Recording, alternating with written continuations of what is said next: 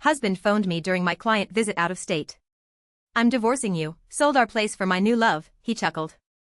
I said, fine, showed my new deed later. The conference room buzzed with chatter as I glanced at my phone, its screen lighting up with an incoming call from Ryan. I stepped out into the hallway, expecting the usual small talk, how's the trip, when will you be home? Instead, Ryan's voice came through cold and smug. I'm divorcing you, he said, his tone almost triumphant. I've already sold the apartment, so you'll need to figure out where you're going to live. Enjoy that. For a moment, I couldn't breathe. The audacity of it, the complete lack of remorse, it was almost laughable. My hand tightened around the phone as his words sank in. You sold the apartment? I asked, keeping my voice steady. Yeah, he said with a dry laugh. Jessica and I need the money to set up our life together. She deserves better than a tiny place like that anyway. Jessica, the name stung, though I'd suspected for months that there was someone else. Ryan's late nights, his sudden work trips, and the mounting distance between us all pointed to a third party. But to hear him speak her name so casually, as if I were the intruder in their life, lit a fire in my chest. Sounds good, I replied evenly. There was no way I was giving him the satisfaction of hearing me crack. My name is Emily, and up until that phone call, I thought I'd married a man I could trust. Ryan and I had been together for 6 years, and while things hadn't always been perfect, I'd believed in our partnership. We'd worked hard to buy our apartment, a cozy 2-bedroom in the city that I'd fallen in love with the moment I saw it. It wasn't just a home, it was a symbol of everything we built together, or at least that's what I'd thought. Looking back, there had been signs, small cracks in the foundation I'd ignored. Ryan's dismissive attitude whenever I asked about finances, his tendency to brush off my concerns with a charming smile and a quick kiss. I'd always assumed his confidence came from knowing what he was doing. Now I realized it came from knowing he could manipulate me. The rest of the day passed in a blur. I sat through client meetings, nodding at all the right moments while my mind raced. Ryan thought he'd won. He thought he could pull the rug out from under me, sell the home I'd worked so hard for, and walk away scot-free. But there was one crucial detail he didn't know: the apartment deed had been in my name alone for months. I'd had it transferred after we refinanced earlier in the year, a move Ryan had agreed to without much thought because it meant a lower interest rate. He'd never bothered to ask about the details or read the paperwork he'd signed. His carelessness was going to be his undoing. By the time I returned to my hotel room that evening, my shock had turned into resolve. I wasn't going to cry or beg. Ryan wanted to fight? Fine, but this was a fight I was going to win. The first call I made was to Sarah, my lawyer and longtime friend. I laid out the situation in painstaking detail, my voice calm even as my pulse raced. He sold the apartment? She repeated, incredulous. Does he even realize that he can't do that without your consent? Apparently not, I said, a hint of amusement creeping into my tone. He thinks he's already spent the money on his new life with Jessica. Sarah laughed dryly. Well, he's in for a rude awakening. The sale is invalid. You can prove sole ownership, and if he's taken any money from the buyer, he's on the hook for fraud. The word fraud sent a jolt of satisfaction through me. What do we need to do? I asked. First, we'll notify the buyer that the sale isn't legal, Sarah said. Then we'll draft a formal letter for Ryan outlining the consequences of his actions. If he's dumb enough to try anything else, we'll take him to court. As I hung up, I felt a strange sense of calm settle over me. Ryan thought he'd outsmarted me, that he'd left me powerless and scrambling. But in reality, he'd just set himself up for the ultimate humiliation. I spent the rest of the trip focusing on my work, compartmentalizing my emotions and channeling my energy into the task ahead. The betrayal hurt, but the prospect of reclaiming my life and watching Ryan's smugness crumble gave me a sense of purpose I hadn't felt in months. When I boarded the plane home, I was ready to face Ryan, ready to dismantle his lies, and ready to start a new chapter without him. This wasn't just about winning, it was about taking back control. The flight home gave me hours to think about how everything had unraveled. Ryan's arrogance was astounding. He hadn't even tried to hide his betrayal, as if I was just another obstacle to bulldoze on his path to freedom. But instead of spiraling into anger, I focused on what I'd do when I returned. Ryan thought I was powerless, but he didn't realize I'd been playing the long game without even knowing it. As the plane touched down, my first call was to Sarah. I'm back, I said as I hauled my suitcase off the luggage carousel. What's the next step? We've already notified the buyer, she replied, her tone brisk and efficient. They were shocked, to say the least, and not too happy with Ryan. They're willing to cooperate, which helps our case. And Ryan? I asked. I sent the formal letter to his email this morning, she said. It outlines the illegality of the sale, your sole ownership of the apartment, and the potential consequences of fraud. He hasn't responded yet, but if I had to guess, he's going to be furious. Good, I thought. Let him stew. When I arrived home, the apartment was eerily quiet. Ryan's things were still there, his jackets draped over the chair, his shoes carelessly tossed by the door, but the place felt different, like the energy had shifted. I took a deep breath and set my suitcase down, knowing that the confrontation would come soon enough. Sure enough, Ryan came storming in that evening, his face red with anger and his phone clutched in his hand. "What the hell is this?" he shouted, waving the letter Sarah had sent. "You're telling me I can't sell the apartment? It's half mine." "No, Ryan," I said calmly, crossing my arms. "It's not. The deed has been in my name for months. You can't sell something you don't own." He froze, his face a mixture of confusion and rage. "What are you talking about?" I grabbed the deed from the file I'd pulled earlier, holding it up for him to see. "After we refinanced, I had the deed transferred to my name. You signed off on it, remember? Or did you just skim the paperwork like you always do?" For a moment, he said nothing. Then his expression twisted into a sneer. "You think you're so smart, don't you? This doesn't change anything. I already made a deal, and you're going to look like a fool when it all falls apart." I stared at him, unblinking. "The sale is already void, Ryan. The buyer knows it, and they're ready to take legal action if you don't return the money. Oh, and speaking of money," I took a step closer, lowering my voice, "if you've spent a single cent of that deposit, you're in even bigger trouble." Ryan's confidence wavered for the first time. "You don't know what you're talking about," he muttered, avoiding my gaze. "Oh, I know exactly what I'm talking about," I said, my voice steady. "You've spent years treating me like I'm too naive to notice what you're doing, but guess what, Ryan? I've been paying attention, and now you're going to deal with the consequences." He started pacing, his frustration mounting. "This is ridiculous. You're blowing everything out of proportion. You can't just kick me out of here." I raised an eyebrow. "Actually, I can. This apartment is legally mine. You can stay here for now, but only because I'm giving you the courtesy of time to figure out your next move. But let me be clear, I'm not going anywhere." Over the next few days, Ryan's anger turned into desperation. He called me repeatedly, leaving frantic voicemails that alternated between begging and threatening. Meanwhile, Sarah worked behind the scenes to ensure that every loose end was tied up. The buyer rescinded the agreement, furious at Ryan for wasting their time and money, and Sarah drafted the preliminary paperwork for the divorce proceedings. "You're in a good position, Emily," she told me during one of our meetings. "Ryan has no leverage here. Between the voided sale and the fraud charges hanging over his head, he'll have to cooperate if he wants to avoid a bigger mess." Her words were a relief, but they also reminded me just how much I'd allowed Ryan to control my life. For years, I'd ignored his dismissiveness and arrogance, telling myself it wasn't worth the fight. But now, I saw how much I'd been giving up, and I was determined to take it all back. Claire, my best friend, came over one evening to help me reorganize the apartment. We boxed up Ryan's things, carefully stacking them in the corner of the living room. "How's he taking all this?" she asked, holding up one of his gaudy ties with a smirk. "Not well," I said, laughing despite myself. "He's still convinced he can talk his way out of it, but I'm not budging." "Good," she said, tossing the tie into the box. "He doesn't deserve a single inch of your space or your time." I nodded, feeling a wave of gratitude for her support. For so long, I'd felt alone in my marriage, carrying the emotional and financial burden while Ryan took credit for everything. But now, I had people in my corner, and that made all the difference. The final piece of my plan fell into place the day Ryan brought Jessica to the apartment. I was sitting at the dining table, reviewing some paperwork, when they walked in like they owned the place. Jessica looked around with a smug smile, her arm looped through Ryan's. "So, this is where we're staying," she said, her voice dripping with entitlement. I stood up, my heart pounding but my resolve unshaken. "No," I said firmly. "This is where Ryan was staying. You, Jessica, won't be staying here at all." Her smile faltered, and she glanced at Ryan, who looked equally stunned. "What is this?" he demanded. "This," I said, gesturing to the apartment around me, "is my home. Not yours, not hers, and certainly not a hotel for you to shack up in after stabbing me in the back." Jessica's expression turned icy, but she said nothing. Ryan, on the other hand, looked like he was about to explode. "You can't do this," he shouted. "You're being unreasonable."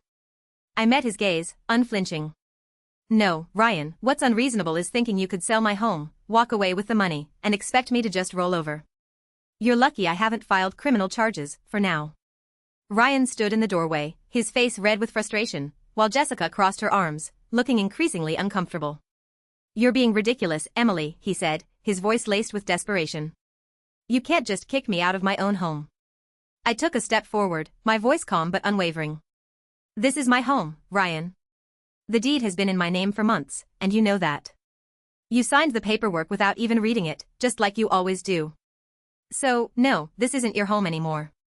Jessica glanced at Ryan, her perfectly manicured hand tightening around her purse strap. Wait, what's she talking about? She asked, her tone sharp. You said this was your apartment, that you sold it. He flinched, trying to wave her off. It's complicated. I'll handle it. Oh, it's not complicated, I said, stepping closer. You tried to sell an apartment that doesn't belong to you. That sale is void, Ryan, and as of right now, you don't have a leg to stand on. Jessica's composure cracked. You mean the money you told me you had? She stopped mid-sentence, her voice rising. Oh my God, did you lie about that too? Jessica, let me explain, Ryan said quickly, holding his hands up, but she wasn't having it. No, I said, cutting him off. Let me explain. Ryan tried to sell the apartment behind my back, thinking he could pocket the money and leave me with nothing. What he didn't know is that I had the deed transferred to my name months ago. So, not only did he fail to sell it, but he also committed fraud by pretending he could. Jessica's mouth opened and closed like a fish gasping for air. Fraud? She whispered, taking a step away from him. Are you serious? Yes, fraud, I said, crossing my arms. And I'm prepared to press charges if he doesn't get his things and leave by the end of the day. Ryan's facade finally cracked. You can't do this, Emily, he said, his voice pleading now. We've been together for 6 years. You can't just throw me out. You threw me out the moment you made that phone call, I said, my voice hardening. You told me you were divorcing me and laughed about me having to find a new place to live. You didn't just betray me, Ryan, you tried to ruin me. So don't stand there and act like you're the victim. Jessica took another step back, her eyes darting between us. This is insane, she muttered, clutching her purse tighter. You didn't tell me any of this, Ryan. You said you had everything handled. He turned to her, desperation written all over his face. Jessica, I can fix this. I just need, she cut him off with a raised hand. Don't. Just don't. I'm not getting dragged into your mess. Without another word, she turned on her heel and stormed out, leaving him standing there, stunned. I couldn't help but smile as the door clicked shut behind her. Looks like you're on your own, I said, turning back to Ryan. Now, let's talk about what happens next. He slumped onto the couch, burying his face in his hands. Emily, please. I screwed up, I know that, but you don't have to do this. You're right, I said, grabbing a folder from the kitchen counter and setting it on the coffee table in front of him. I don't have to do this, but I'm going to. This is the divorce paperwork my lawyer has already drafted. I suggest you sign it quickly. The sooner you do, the sooner we can both move on. He stared at the folder, his face pale. You really hate me that much? Hate you? I let out a bitter laugh. No, Ryan, I don't hate you. I feel sorry for you. You had everything, someone who loved you, a home we built together, and you threw it all away because you couldn't see past your own ego. I stood, my heart pounding but my resolve unshaken. I want you out of here by the end of the day. Take your things and figure out where you're going to stay. This is the last time I'm giving you any grace. He opened his mouth to argue but stopped, his shoulders slumping in defeat. Fine, he muttered. I'll go. Good, I said, walking toward the door. And don't even think about trying anything else. Sarah's already handling everything, and the next time you cross a line, I won't hesitate to let the courts handle it. As I opened the door, Ryan slowly stood, grabbing his coat. He didn't look at me as he walked out, his footsteps heavy with defeat. For a moment, I felt a pang of sadness, not for him, but for the life we could have had if he'd been the man I thought he was. But that moment passed quickly, replaced by a sense of relief. I closed the door behind him, locking it with the new key I'd had made. This was my home now, and no one, especially not Ryan, would take it away from me again. The silence in the apartment after Ryan left was deafening. For the first time in years, I felt like I could finally breathe. The space no longer felt heavy with his presence, his entitlement, or his lies. It was just me, the home I'd built, and the quiet realization that I had won, not just against him, but against every doubt I'd ever had about standing up for myself. I stood in the middle of the living room, taking in the emptiness where his things had been. His oversized gaming chair, the framed jerseys that had cluttered the walls, and the gaudy coffee table he'd insisted on keeping were all gone. The apartment looked cleaner, brighter, like it was mine again. Claire came by that evening with takeout and a bottle of wine. "Is he really gone?" she asked, plopping down on the couch with a dramatic sigh. "Gone and not coming back," I said, pouring 2 glasses of wine. I gave him until the end of the day to pack his things. He didn't argue. Claire raised her glass. "To fresh starts and well-deserved victories." I clinked my glass against hers, feeling the weight of the past week slowly lifting. To never letting someone walk all over me again. Over the next few days, I began to reclaim the apartment piece by piece. I rearranged the furniture, moved my favorite artwork into the living room, and filled the space with things that made me happy. It wasn't just about redecorating, it was about turning the apartment into a reflection of who I was, not the person Ryan had tried to make me. Sarah called with updates on the legal proceedings, her voice filled with the kind of confidence that made me feel invincible. "The fraud charges are off the table since the buyer decided not to pursue them," she explained. "But the divorce paperwork is moving along smoothly. Once Ryan signs, you'll be officially free." Hearing the word free made my chest tighten. It wasn't just about the divorce, it was about everything I'd been carrying for years, the resentment, the self-doubt, the feeling of being trapped in a marriage that didn't value me. It was all finally being lifted. Ryan tried to reach out a few times, his messages ranging from half-hearted apologies to pathetic attempts to guilt me into reconciling. "I made a mistake," one read. "Can't we at least talk about this?" Another was more desperate, "You're going to ruin me, Emily. Is that what you want?" I didn't reply. For once, I wasn't going to waste my energy trying to fix something that was broken beyond repair. He'd made his choices, and now he was dealing with the consequences. By the end of the week, the apartment felt like a completely new space, warm, inviting, and entirely mine. As I sat on the couch with a cup of tea, the city lights twinkling outside the window, I thought about everything that had happened. Ryan's betrayal had been a shock, but it had also been a wake-up call. For too long, I'd let myself believe that I didn't deserve better, that I had to settle for whatever scraps of respect and love he decided to throw my way. But now, I knew better. I wasn't just reclaiming my apartment, I was reclaiming my life. A month later, my life looked completely different. The apartment was unrecognizable, not because of any drastic renovation, but because of how it felt. It was a space that reflected me, my tastes, my personality, and my newfound independence. The absence of Ryan's clutter and his overbearing presence made the home feel lighter, freer. The divorce was moving along smoothly. Sarah had handled everything with precision, ensuring Ryan had no room to argue or complicate the process. He signed the papers without much fuss, likely realizing that he had no leverage. There was no grand showdown, no emotional plea to work things out, just a cold, clean break that felt both bittersweet and deeply satisfying.